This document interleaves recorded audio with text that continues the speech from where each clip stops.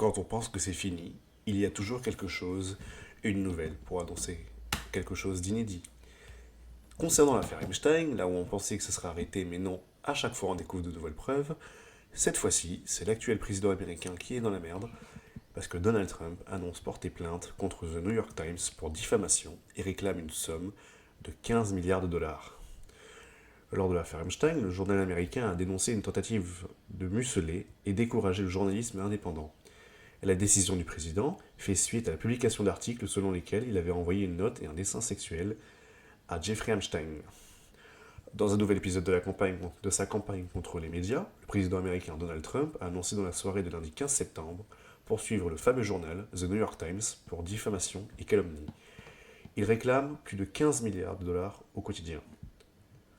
Il cite: Le Times a préféré pendant des décennies des mensonges sur votre président préféré, moi, ma famille, mes affaires, le mouvement américain, son mouvement politique.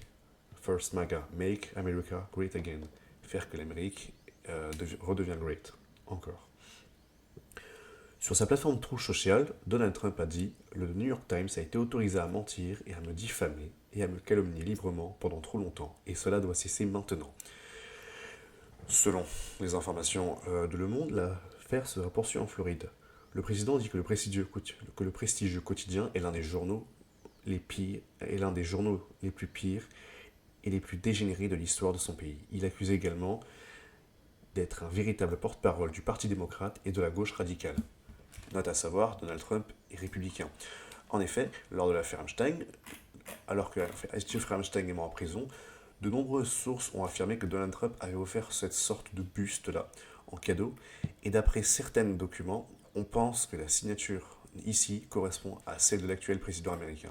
De nombreuses sources sont inexactes sur si oui ou non Donald Trump a réellement offert ceci à Jeffrey Epstein, mais lors de la liste qui devait paraître, beaucoup de son nom est ressorti plusieurs fois, notamment dans des rumeurs, et notamment apparemment sur la liste. Bien que nous n'ayons toujours pas la liste des célébrités ayant participé à l'île de Jeffrey Epstein, et nous ne l'aurions probablement jamais, il faut noter que cette rumeur-là, concernant Donald Trump sur l'affaire Epstein, est pour l'instant sans réponse. Nous n'aurions jamais de réponse à ça, et je pense qu'on peut à peu près tirer une croix dessus.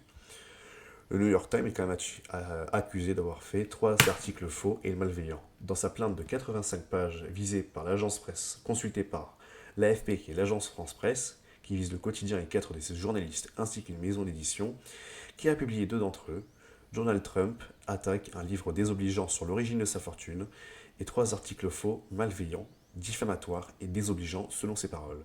Ces articles ont été rédigés avec une véritable malveillance, calculée pour infliger un maximum de dégâts à sa personne, affirme-t-il encore une fois dans sa plainte.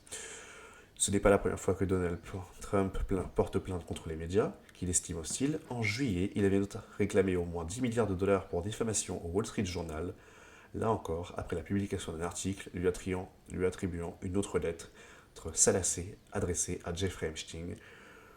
Le financier, accusé d'être à la tête d'un vaste réseau de trafic sexuel, avait été retrouvé mort dans une prison à Manhattan en 2019, probablement suicidé d'après les médecins. Le président américain a également menacé les chaînes d'information ABC et NBC de les priver de leur autorisation d'émettre en raison d'une couverture prétendument biaisée contre lui.